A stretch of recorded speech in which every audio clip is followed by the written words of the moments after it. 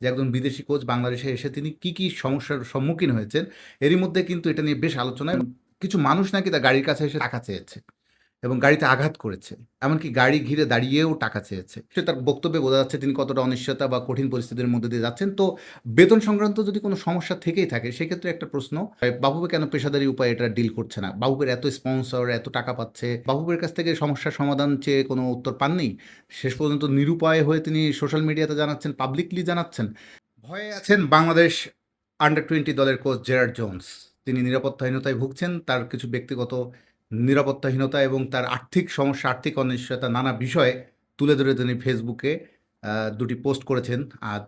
সেই পোস্ট দুটি আমাদেরকে শঙ্কিত করে তুলছে। যেখানে একজন আন্ডার-20 দলের কোচ বাংলাদেশ টিমকে নিয়ে, বাংলাদেশ আন্ডার-20 টিমকে নিয়ে যশোরের শামসুল হুদা একাডেমিতে তৈরি হচ্ছিলেন, যিনি বাংলাদেশ আন্ডার-20 দলেরই মধ্যে জানেন ৫ জন প্রবাসী ফুটবলার সহ তরুণ প্রতিভাবান ফুটবলারদের নিয়ে তৈরি হচ্ছে।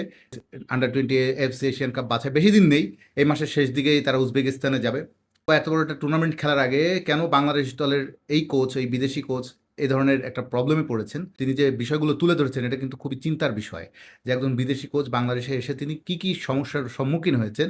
এরই মধ্যে কিন্তু এটা নিয়ে বেশ আলোচনা এবং তিনি নিজেই ফেসবুকে যখন জানাচ্ছেন তখন বিষয়টা কিন্তু হালকাভাবে দেখার সুযোগ নেই। এটা খুবই সিরিয়াস একটা বিষয়। তিনি প্রথমেই সকালবেলা যে স্ট্যাটাসটা দেখলাম, সোমবার সকালবেলা তিনি লিখেছেন ফেসবুকে, তার বাংলা অর্থ করলে যেটা দাঁড়ায়, জেরার্ড লিখেছেন, মন খুব খারাপ লাগছে, বিষণ্ণ লাগছে আমার পরিবার এবং নিজের নিরাপত্তা নিয়ে আমি চিন্তিত। ক্রমাগত ভুল বোঝাবুঝি, অপ্রীতিকর পরিস্থিতির মুখোমুখি হতে হচ্ছে। আর আজ তেমনই আরেকটি কঠিন বাস্তবতা মেনে নিতে হলো। এবার তিনি তার আর্থিক পরিস্থিতি তুলে ধরে লিখেছেন, বেতনের অপেক্ষায় আছি, আমার কাছে কোনো টাকা নেই, আমার স্ত্রী ও সন্তানের খাওয়ার জন্য টাকা পাঠাতে পারছি না। এই বিষয়ে দৈনিক আজকের পত্রিকা একটা নিউজ করেছে। তারা বাফুফের সঙ্গে কথা বলেছে এবং বাফুফের সূত্র আ আ তাদেরকে জানিয়েছে। আজকের পত্রিকার যে নিউজ আমি দেখছি সেখানে তার কোচের বেতন না পাওয়ার দাবির সঙ্গে বাফুফে একমত হতে পারেনি। তারা বলছে জেরার্ডের টাকা দেয়া হয়েছে, বেতন দেওয়া হয়েছে, কিন্তু কর সংক্রান্ত কিছু নিয়মকানুনের কারণে নাকি টাকাটা তিনি তার স্ত্রীকে বিদেশে, মানে যে তার বাড়িতে স্ত্রীকে পাঠাতে পারছেন না এবং তার কিছুটা সময় লাগছে। তো তার জেরার্ড যেটা যে নিজের নিরাপত্তা নিয়ে যে উদ্বেগের কথা জানিয়েছেন, সেটা নিয়ে অবশ্য বাফুফে অবগত নয় বলে দাবি করেছে। নিউজে আমরা দেখছি। আপনি চিন্তা করেন জেরার্ডের এই বিষয়টি যখন নিউজ হলো, চারিদিকে খবরটা ছড়িয়ে পড়লো, ফেসবুকে এ নিয়ে খুব আলোচনা আমরা দেখছি সোশ্যাল মিডিয়াতে, যে একজন বাংলাদেশ ফুটবল ফেডারেশনের একজন কোচের কেন এই অবস্থা? আর্থিক বা নিরাপত্তাহীনতা কেন? তো সে বিষয়ে বোধহয় বাফুফে কিছুটা উদ্যোগ নেয়ার চেষ্টা করেছে বা নিয়েছে, একটু নড়েচড়ে বসেছে। তো এরপরে জেরার্ড আবার আরও একটি পোস্ট দিয়েছে। সেই পোস্টেও কিন্তু আমি দেখছি যে আরও উদ্বেগের কথা লিখেছেন তিনি। তিনি তার ব্যক্তিগত বিষয়ে আপডেট দিয়েছেন। সেখানে বলছেন যে ব্যাংকিং সংক্রান্ত একটি সমস্যার মুখোমুখি হচ্ছি। তিনি সেখানে বলছেন তিনি টাকা পেয়েছেন ঠিকই, কিন্তু কিছু এর সঙ্গে আরও কিছু চ্যালেঞ্জ ও জটিলতার মুখোমুখি তিনি হচ্ছে।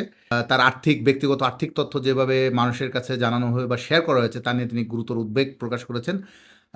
তিনি স্ত্রী ও ৩ সন্তানকে ছেড়ে দূরে আছেন। এটা থাকাটা অনেক কঠিন এমনিতেও। তারপর ঢাকায় এবং তিনি ঢাকায় কিছু পরিস্থিতির মুখোমুখি হয়েছেন। যেমন তিনি, এটা আমি খুব অবাক হচ্ছি, তিনি এটা লিখেছেন যে কিছু মানুষ নাকি তার গাড়ির কাছে এসে টাকা চেয়েছে এবং গাড়িতে আঘাত করেছে। এমনকি গাড়ি ঘিরে দাঁড়িয়েও টাকা চেয়েছে। কারা? মানে কারা এভাবে টাকা চাচ্ছে তার কাছে? এটা তো বাফুফে কেন এটা সিরিয়াসলি নিচ্ছে না? মানে তার নিরাপত্তাহীনতা বা এরকমভাবে তার কাছে টাকা পয়সা চাচ্ছে, এটা কারা? মানে এভাবে গাড়ি ঘিরে ধরেছে। এটা আসলে একটা চিন্তার বিষয় না? একটা বাংলাদেশ দলের একটা কোচ, বিদেশি কোচ, তিনি বাংলাদেশে এসে ট্রেনিং করাচ্ছেন, খেলোয়াড়দের তৈরি করছেন। তিনি যদি মানসিকভাবে বিপর্যস্ত থাকেন, তিনি মানসিকভাবে হতাশাগ্রস্ত বা তার নানা সমস্যা থাকে, তাহলে কিভাবে তিনি তার দলকে উদ্বুদ্ধ করবেন, তার দলকে তিনি তৈরি করবেন ভালোভাবে বা কাজে মনোযোগ রাখবেন, সবচেয়ে বড় কথা। নিজের কাজে কিভাবে মনোযোগ রাখবেন, এটা কিন্তু একটা অবশ্যই এটা কিন্তু একটা বড় চিন্তার বিষয়। বাফুফে আশা করি এটা সিরিয়াসলি নিবে এবং গুরুতর সঙ্গে নিশ্চয়ই দেখছে বা দেখবে। তবে তিনি ফেসবুকে লিখেছেন, ক্রমাগত অনিশ্চয়তা, একের পর এক অপ্রত্যাশিত পরিস্থিতি এবং এখানকার জীবনযাপনের পরিবেশ সবকিছু মিলে তার জন্য অত্যন্ত কঠিন এবং অসহনীয় হয়ে পড়ছে।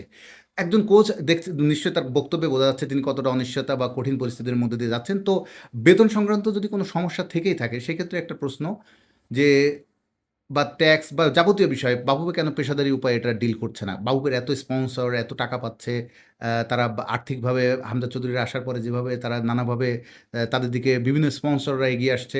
তো একজন বিদেশি কোচের ক্ষেত্রে তাদের এই আর্থিক বিষয়গুলো বা বিভিন্ন তার সিকিউরিটির ব্যাপারগুলো তারা কেন পেশাদারি উপায়ে ডিল করছে না। আর এর সঙ্গে প্রাসঙ্গিকভাবে আরও একটা জিনিস বলি, কোচ ফেসবুকে জানাচ্ছেন কেন? ফেসবুকে তিনি কি বাফুফের কাছ থেকে সমস্যার সমাধান চেয়ে কোনো উত্তর পাননি? শেষ পর্যন্ত নিরুপায় হয়ে তিনি সোশ্যাল মিডিয়াতে জানাচ্ছেন, পাবলিকলি জানাচ্ছেন। এটাও একটা বিষয়, জানার বিষয় আছে। কারণ কোচ, আমি খেয়াল করলাম যে তার সোশ্যাল মিডিয়াতে কিন্তু সে রেগুলার তার অ্যাক্টিভিটিসগুলো তুলে ধরেন। কীভাবে ট্রেনিং করাচ্ছেন। অ্যাডাম আব্বাস এসেছে কদিন আগে, তার সংবাদ মাধ্যমে অ্যাডাম আব্বাস যে কথা বলছে সেটাও তিনি তার ফেসবুকে পোস্ট করছেন। তার নিজের বক্তব্য নানা মানে তিনি মিডিয়া ফেস করছেন সেগুলো উনি দিচ্ছেন। সোশ্যাল মিডিয়া তার অ্যাক্টিভিটিসটা তিনি খুবই অ্যাক্টিভ, খেয়াল করলাম। এটা যদিও প্রফেশনাল কোচের এত অ্যাক্টিভ থাকা কতটা জরুরি এটা নিয়েও প্রশ্ন আছে। কিন্তু তারপরেও কত একটা বিদেশি কোচ, তিনি যেহেতু বাইরে থেকে এসেছেন তার তো প্রফেশনালিজম নিশ্চয়ই তার মধ্যে আছে। তো তিনি কতটা নিরুপায় হয়ে, অসহায় হয়ে তিনি তার সোশ্যাল মিডিয়াতে পোস্ট করছেন যে আমি সমস্যার মধ্যে আছি। বাফুফে কেন আগের থেকে তার সমাধান করছে না? কেন এটার পাবলিকলি হওয়ার দরকার, বা পাবলিকলি আসার পর কেন সমাধান করতে হবে? কেন আগের থেকেই নয়? সব মিলে আমার মনে হয় দুপক্ষের একসঙ্গে বসে এটা একটা ভালো সমাধান করা উচিত। কারণ আন্ডার-20 এফসি এশিয়ান কাপ বাছাই এটা বেশি দিন নেই। কোচই যদি প্রবলেমে পড়ে থাকেন, কোচই যদি নানা সমস্যা থাকেন, তাহলে টিমকে তিনি ভালোভাবে তৈরি করবেন কীভাবে? সেই টিমকে দিয়েই বা ভালো রেজাল্ট আসবে কীভাবে? বিষয়টা নিয়ে সিরিয়াসলি অবশ্যই বাবুকে ভাবতেই হবে এবং এটা নিয়ে ভালো একটা সমাধান তাদের বের করতে হবে।